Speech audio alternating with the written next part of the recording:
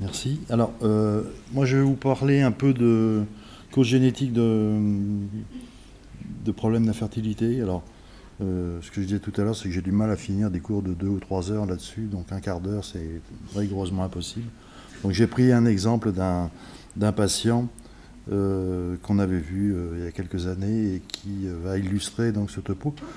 Et ah oui, là, vous m'entendez mieux.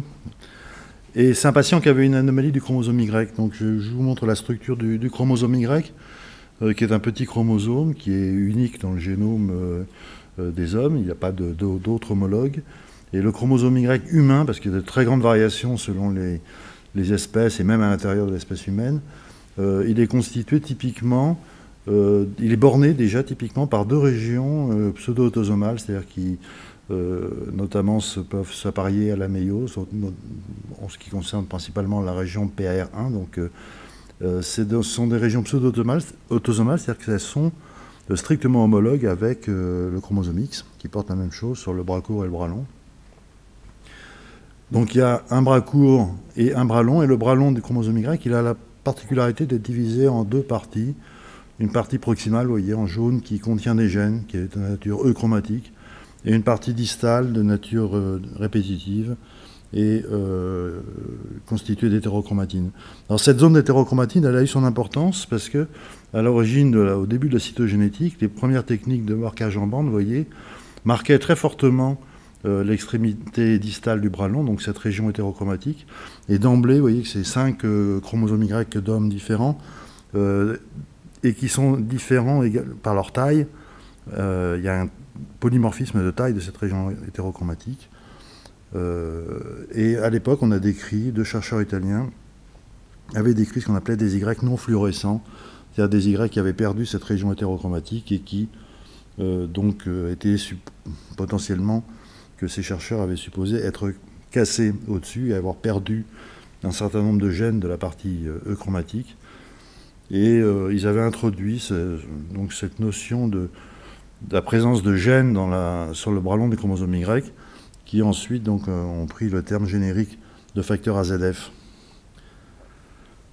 Alors quand on fait ce facteur AZF et la présence de gènes impliqués dans la fertilité a été ensuite prouvée par les anomalies chromosomiques que l'on pouvait observer chez ces patients, donc les délétions, ça c'est les fameux Y non fluorescents, ce qu'on appelle des isochromosomes, c'est-à-dire des chromosomes en miroir constitués de deux bras courts. Donc ce sont des hommes, parce que le facteur de déterminisme testiculaire est situé sur le bras court, donc ces hommes l'ont même en 2 exemplaires. On pouvait voir des translocations Y-autosomes et des chromosomes Y en anneaux refermés sur eux-mêmes. Et la caractéristique de ces chromosomes Y anormaux, donc visibles au karyotype, je le répète, c'est effectivement la perte totale ou partielle du bras long du chromosome Y. Donc tout ça, c'était, disons, ça venait confirmer la présence de gènes d'infertilité sur l'Y. Donc on avait vu un patient de 36 ans qui avait une azoospermie non obstructive ou sécrétoire et dont le bilan hormonal, je ne sais pas si vous voyez bien, mais enfin il avait une FSH un peu élevée, une testostérone qui était assez basse, enfin disons un tableau classique d'azoospermie sécrétoire. Et quand on lui a fait son karyotype, il n'avait pas d'anomalie évidente, sauf que l'aspect du chromosome Y nous paraissait un peu inhabituel.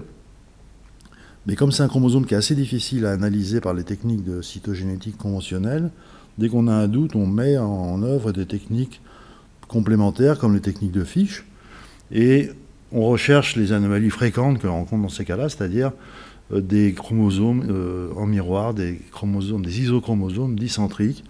Et vous voyez qu'avec la sonde du gène SRY, donc le gène de déterminisme testiculaire qui est sur le bras court, eh bien, on allume les deux extrémités de ce chromosome, ce qui montre bien que c'est un chromosome en miroir, un isochromosome.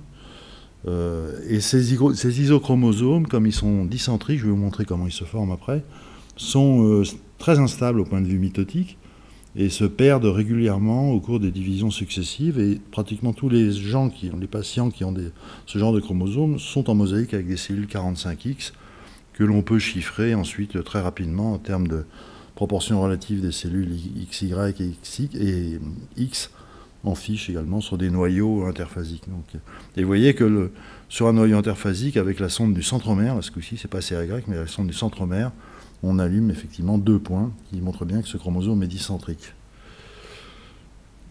Donc avec sa formule. Alors comment ça se forme, ces chromosomes? Eh bien, normalement, quand un chromosome, et l'Y en particulier, puisqu'on parle de lui, est en phase G2, par exemple, avant la mitose, eh bien, il est constitué de 2 chromatides sœurs, et à la mitose, au décours de la mitose, en anaphase, il va y avoir une séparation des chromatides sœurs, une migration dans chaque cellule fille, et ensuite le cycle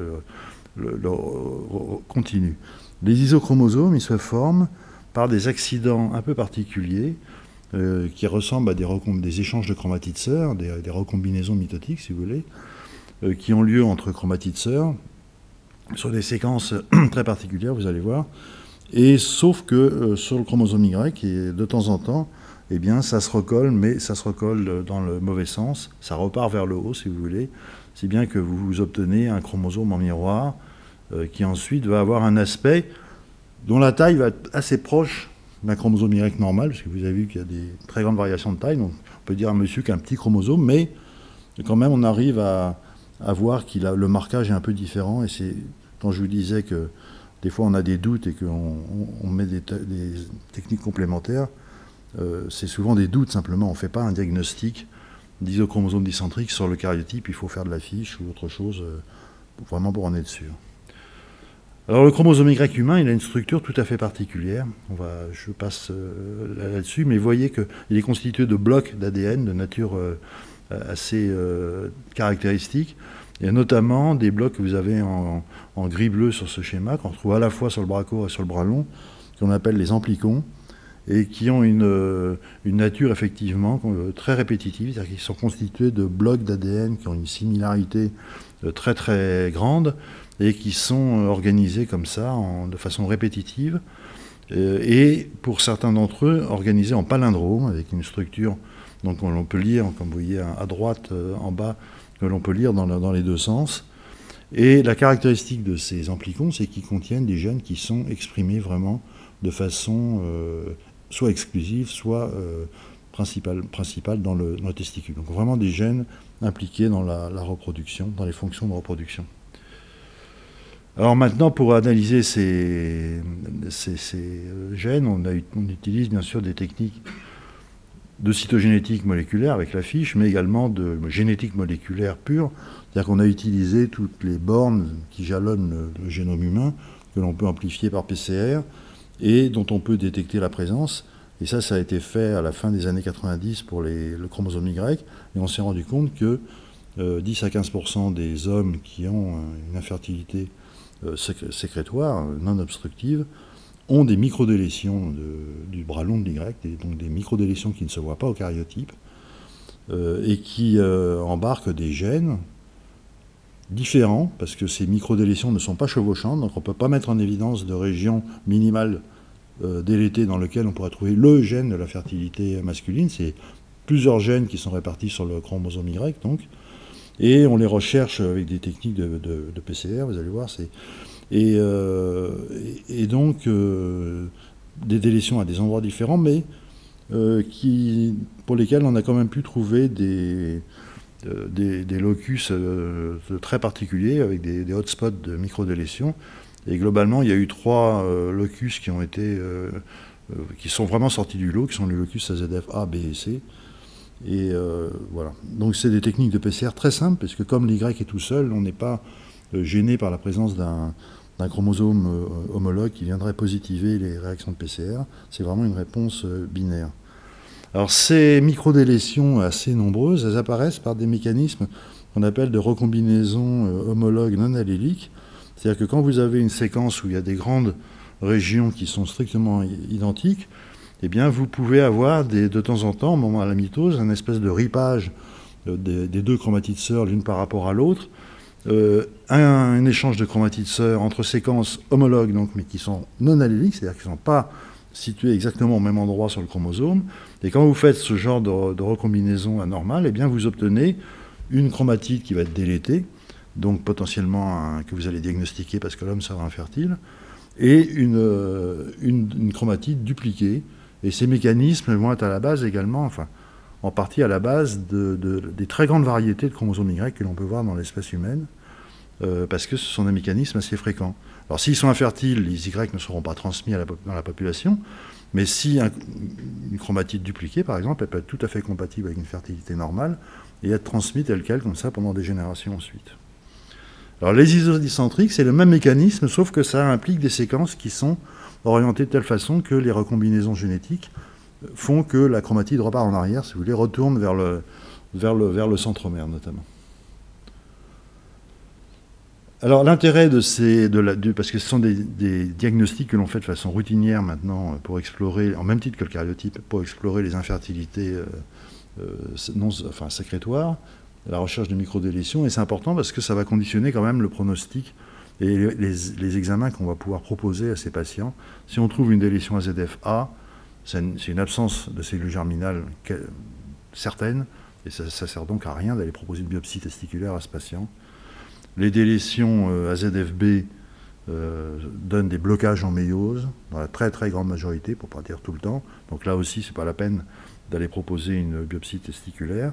Par contre, les délétions AZF-C, elles donnent un phénotype très variable, avec très souvent des oligozoospermies, ou au moins quand il y a une azospermie, des biopsies testiculaires qui sont positives. Donc là, ça vaut le coup de proposer ça aux patients. Sachant quand même que pour les délétions AZF-C, parce que c'est les seuls à qui on peut proposer raisonnablement une biopsie, il faut quand même faire un conseil génétique au préalable, parce qu'il faut dire à ces hommes, parce qu'ils ne s'en rendent pas toujours compte, que si chez eux la délétion est un accident qui a eu lieu dans la méiose de leur père, eux ils sont porteurs de la délétion, c'est-à-dire qu'ils vont la transmettre à tous leurs enfants, et tous les garçons qui pourront être issus de techniques de fécondation in vitro seront porteurs de cette délétion. Et ça peut faire reculer certains patients. Alors ce monsieur qu'on avait eu, donc on avait fait la recherche de microdélétion pour essayer de caractériser un peu l'endroit où ça avait pu se passer. Et il avait une délétion d'AZF-B et C, donc l'accident de recombinaison et de retour en arrière qui avait donné cet isochromosome avait eu lieu entre AZF-A et AZF-B.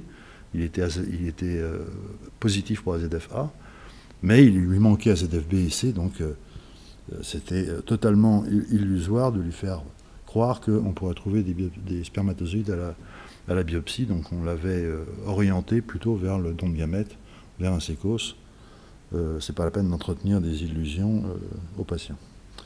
Voilà, donc merci de votre attention. Donc j'en profite pour remercier Ken et Anou, avec qui je travaille depuis très longtemps, à la fois sur les problèmes de fertilité et de chromosomes Y. On a beaucoup travaillé là-dessus il y a longtemps, et maintenant plutôt sur les problèmes d'anomalie du développement sexuel, les DSD. Et Sandra Chanteau et Marie Legendre qui font le diagnostic biologique de ces patients dans le service. Voilà, je vous remercie.